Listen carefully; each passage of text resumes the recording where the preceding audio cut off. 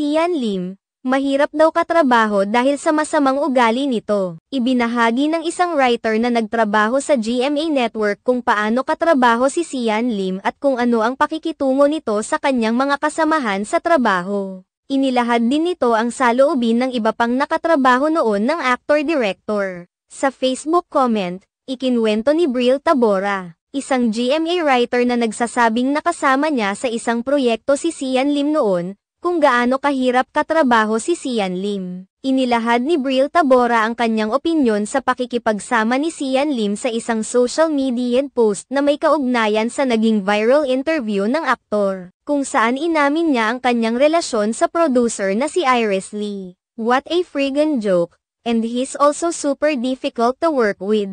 Made our lives as TV writers miserable, komento ng GMA writer. Samantala, hindi naman ito ang kauna-unahang pagkakataon na may mga pamuna sa pag-uugali ni Sian Lim. Matatandaan na ilang beses na ring lumabas ang mga blind item patungkol sa isang actor-director na saksakan ng yabang at suplado na paghihinala ng marami ay walang iba kundi si Sian Lim. Isa sa pinag-uusap ang insidente ay ang pagtanggi ni Sian Lim tanggapin ang I Love Albay t-shirt matapos dumalo sa isang event sa nasabing probinsya. Hindi naman ito nagustuhan ni Rep. Joey Salceda na siyang gobernur ng Albay noong panahong iyon at hayagang binatikos si Sian Lim sa publiko dahil sa kanyang pagmamayabang at masamang attitude. Bukod pa rito, idineklara rin si Sian Lim bilang persona non grata ng Albay. Sian Lim says in my face, Attorney Carol, while handling the coffee table book in front of many, I'm not here to promote Albay.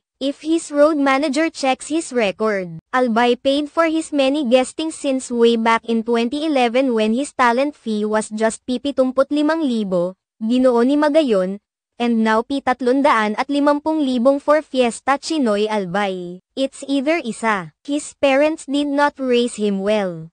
2. He had bad education. 3. He is not managed well. 4. His character is inversely proportional to his looks.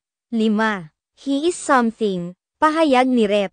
Joey Salceda sa isang social media post noon. Kaagad namang humingi ng paumanhin si Sian Lim subalit, hindi na ito tinanggap pa ng politician dahil hindi umano nito deserved ang kapatawaran, na hiningi lamang matapos batikyusin ng maraming tao.